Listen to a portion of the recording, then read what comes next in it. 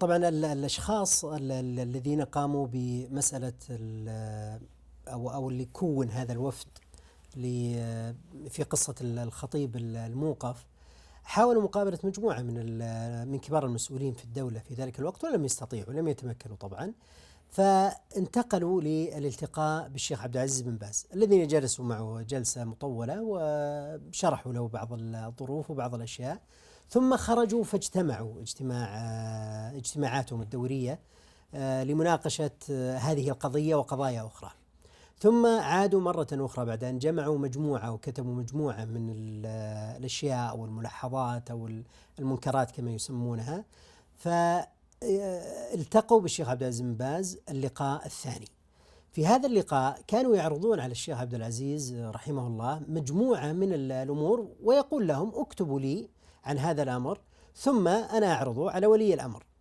فلما تكرر هذا الطلب من الشيخ عبد العزيز أكثر من مرة، اقترحوا عليه أن يكتبوا مرة واحدة كل الأشياء ثم يعطوها للشيخ. طبعا كما قلنا أنه أو كما ذكرت سابقا أنه هذا الوفد أو هذه اللجنة تبلورت ويعني وسعت نشاطاتها ووسعت برنامجها إلى درجة أنه مقترحوا أن يسمونها لجنة الإصلاح والمناصحة، تهتم بإصلاح شؤون الجامعة والمجتمع والملاحظات على الدولة. هكذا اختصروا برنامجها.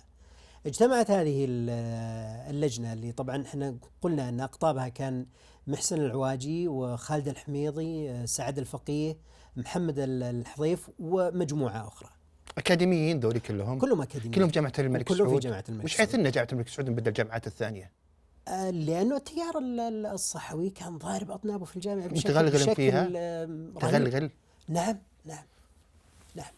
بكل تأكيد. طبعا في الجامعة وفي غيرها من الجامعات، لكن في جامعة الملك سعود يعني كانت الحقيقة الأمر واضح وظاهر وبشكل يعني مبالغ فيه يعني. فهذه اللجنة اجتمعت مجموعة من الاجتماعات، فوضعت المسودة الأولى لما سيعرف بمذكرة النصيحة. مذكرة النصيحة كانت هذه نواتها الأولى. بعد ذلك لما وسعوا الأمر ورأوا أنه لما قرأوا عملية الخطاب وعززوا، قالوا أنه أبواب المذكرة التي طلب منا الشيخ عبد العزيز بن باز أن نكتبها يجب أن تكون أوسع من هذا الأمر، ولذلك اتفقوا على أنهم يستعرضون الأبواب العشرة التي وردت في المذكرة.